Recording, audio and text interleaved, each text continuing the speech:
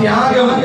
അബൂ സുഫിയാന്റേതായ കച്ചവട സംഘത്തെ നേരിട്ടുകൊണ്ട് യുദ്ധം ഒഴിവാക്കി സ്വഹാബത്തിനും പ്രവാചകനും പോകാമായിരുന്നു. പക്ഷേ പ്രവാചകൻ സ്വല്ലല്ലാഹു അലൈഹി വസല്ലം ഖൂമു ഇലൽ ജന്നതി അർദുഹാ അസ്സമാവാതു വൽ അർദ്.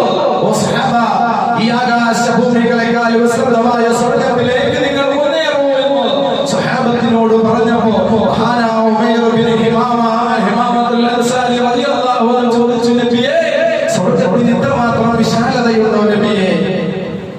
അപ്പോൾ നബി പറഞ്ഞു, അതേ സ്വഹാബ, അതേ സ്വഹാബി എന്ന് പറയുമ്പോ എന്തേ നീ എങ്ങനെ ചോദിച്ചതെന്ന് ചോദിക്കുമ്പോ സ്വഹാബി പറഞ്ഞു, അതിലേക്ക് കടക്കാൻ എനിക്ക് വല്ലാത്ത ആഗ്രഹമുണ്ട് നബിയെ എന്ന് പറയുമ്പോ അല്ലാഹുവിന്റെ റസൂൽ പറഞ്ഞു, നീ അതിലേക്ക് കടക്കും സഹാബ, നീ അതിലേക്ക് കേറും സഹാബ എന്ന് പറഞ്ഞപ്പോ തന്റെ ആവനാഴിയിൽ സൂക്ഷിച്ചിരുന്നതായ ഈത്തപ്പഴം വലിച്ചെറിഞ്ഞുകൊണ്ട് ഇത് കഴിക്കാനുള്ള സമയം പോലും ഇനി ബാക്കി വെക്കാൻ പറ്റില്ല എന്ന് നമ്മൾ രണഭൂമിയിലേക്ക് പോയി ഷഹീദായ മഹാനായ ഉമൈർ ബിൻ ഹിമാം അൽ-അൻസാരി റളിയല്ലാഹു തആല അൻഹു ഒക്കെ നേടിയെടുത്ത വല്ലാത്തൊരു ത്യാഗമുണ്ടല്ലോ സഹോദരങ്ങളെ.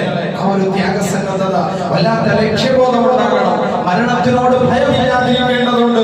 അള്ളാഹുവിന്റെ പരീക്ഷണങ്ങൾ ക്ഷമയോടെ ഉൾക്കൊള്ളേണ്ടതുണ്ട്. അള്ളാഹുവിന്റേതായ ആ ഒരു പരീക്ഷണങ്ങൾ ഏറ്റെടുക്കുന്ന ക്ഷമയോടെ ഉൾക്കൊണ്ടുകൊണ്ട് സമാധാനം ആഗ്രഹിക്കേണ്ടതുണ്ട്, നന്ദി ചെയ്യേണ്ടതുണ്ട്. ഇങ്ങനെ ഒട്ടധികം പാഠങ്ങൾ അത് നമ്മളെ ബദർ പഠിപ്പിക്കുന്നു. അല്ലാഹു സുബ്ഹാനഹു വ തആല തൗഫീഖ് നൽകി അനുഗ്രഹിക്കട്ടെ.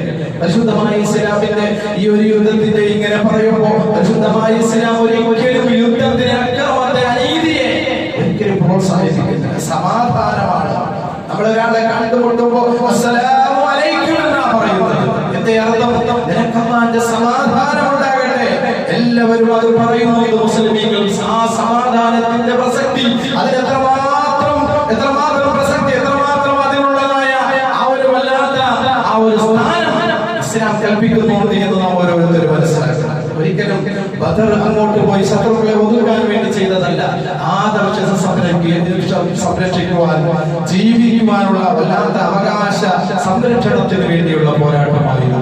അല്ലാഹു സുബ്ഹാനഹു അത് എന്നും അപ്രകാരം തന്നെ. ആരും ഒരിക്കലും അനീതിക്ക് വേണ്ടി, അക്രമത്തിന് വേണ്ടി ഇസ്ലാം ഒരിക്കലും ആരെയും ആക്രമിച്ചിട്ടില്ല എന്നുള്ള കാര്യം അടിവരയിട്ട് നാം ഓരോരുത്തരും മനസ്സിലാക്കണം. അല്ലാഹു സുബ്ഹാനഹു വ തആല നാം നല്ല ഇബാദത്തുകൾ കുറ്റമറ്റ രീതിയിൽ ചെയ്തുകൊണ്ട് ഈ പരിശുദ്ധമായ റമദാൻ നാളെ അനുകൂലമായി സാക്ഷി നിൽക്കുന്ന അസ്ഹാബത്തുൽ ബദർ നേടിയെടുത്തതായ ആ ഒരു വജ്രായുധങ്ങൾ അല്പമെങ്കിലും നമ്മുടെ ജീവിതത്തിൽ ഉൾക്കൊള്ളുവാനുള്ള ആ തൗഫീഖ് റബ്ബ് തആല നൽകി അനുഗ്രഹിക്കുമാറാകട്ടെ.